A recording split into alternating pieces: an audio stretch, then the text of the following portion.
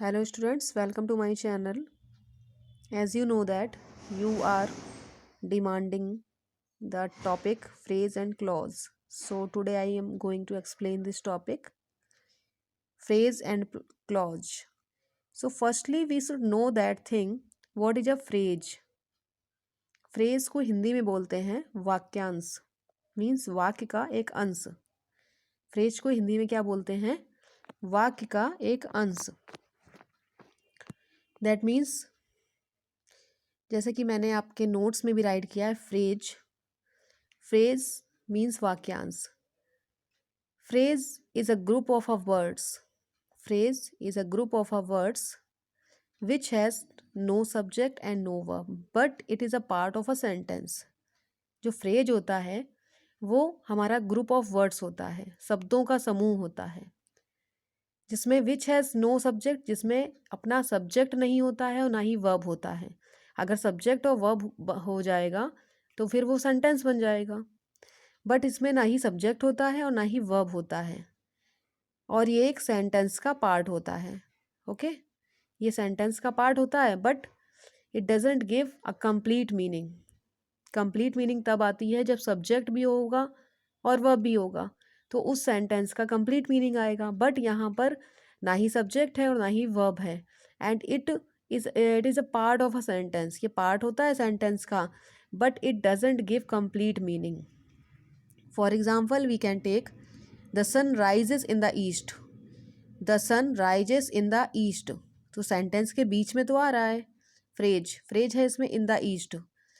सन यहाँ पर सब्जेक्ट हो गया, राइज यहाँ पर वर्ब है, राइजेस वर्ब है, और इन द ईस्ट ये हमारा फ्रेज कवर कर रहा है। ओके, तो the sun rises in the east, east का मतलब इन द ईस्ट, ये आपका फ्रेज है। क्यों फ्रेज है? क्योंकि ये ग्रुप ऑफ वर्ड्स है and it doesn't give any meaning, और इसमें ना ही कोई सब्जेक्ट है और ना ही वर्ब है। Second number sentence we can take Suman is walking in the park. Suman is walking in the park. So what is phrase in this sentence? In the park. Suman is walking in the park. So in the park is your phrase. Next one we can take. They are going to the market. They are going to the market. So to the market is your phrase. It doesn't give complete meaning, but it is a group of words. It is a group of words. So let's look for the next number example. It is your next number example. You have been sleeping for a long time. For a long time, it is a group of words, that's why it is your phrase. 5 number, my mother is cooking the food in the kitchen. So in the kitchen, it is your phrase. It is a group of words and it is your phrase. सो आपका ये phrase cover करता है, ये आपका phrase हो गए। Phrase जैसा कि मैंने बताया, ना ही इसमें कोई सब्जेक्ट होता है ना ही कोई वर्ब होती है, and it is a group of words, और ये ग्रुप ऑफ वर्ड्स होता है, शब्दों का समूह होता है। नेक्स्ट आपका आता है क्लॉज। What is clause? अब क्लॉज जो है वो फ्रेज का बिल्कुल अपोजिट होता है। जो क्लॉज है वो फ्रेज का बिल्कुल अपोजिट पार्ट है। It is a part of sentence.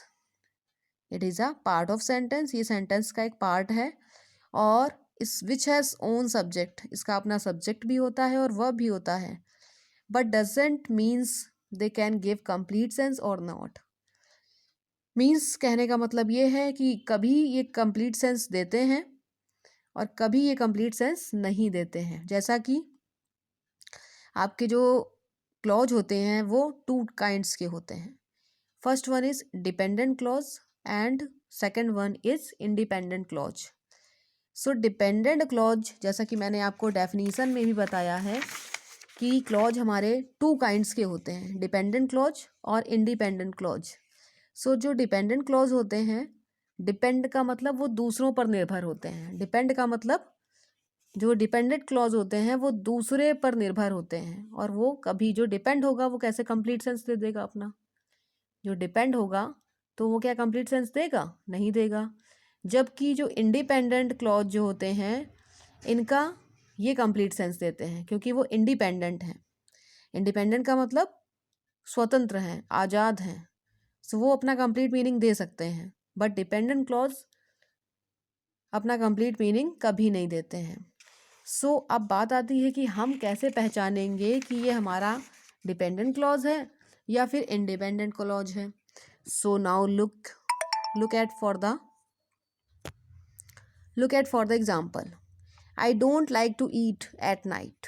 I don't like to eat at night. So here यहाँ पर सब्जेक्ट भी आपको दिख रहा है और वर्ब भी दिख रही है, सब्जेक्ट भी है और वर्ब भी है। So it is your dependent not, ये डिपेंडेंट नहीं है, ये आपका इंडिपेंडेंट क्लॉज है। ये इंडिपेंडेंट क्लॉज है क्योंकि इसका एक मतलब निकल रहा है। I don't like to eat, मैं I don't like to eat means I don't like to eat at night, मैं रात को खाना पसंद नहीं करती हूँ, इसका एक मतलब निकल रहा है, इसलिए इंडिपेंडेंट क्लॉज है। सेकेंड नंबर सेंटेंस आपका elephants are very heavy animals, इसमें भी सब्जेक्ट है, वर्ब है, ओके, सब्जेक्ट है और वर्ब है। सो ये क्लॉज है हमारा और ये हमें कंप्लीट सेंस दे रहा है, that means it is your independent clause, ये आपका इंडिपेंडेंट क्लॉज है। थर्ड नंबर सेंटेंस देख सकते हैं, John is a very successful doctor.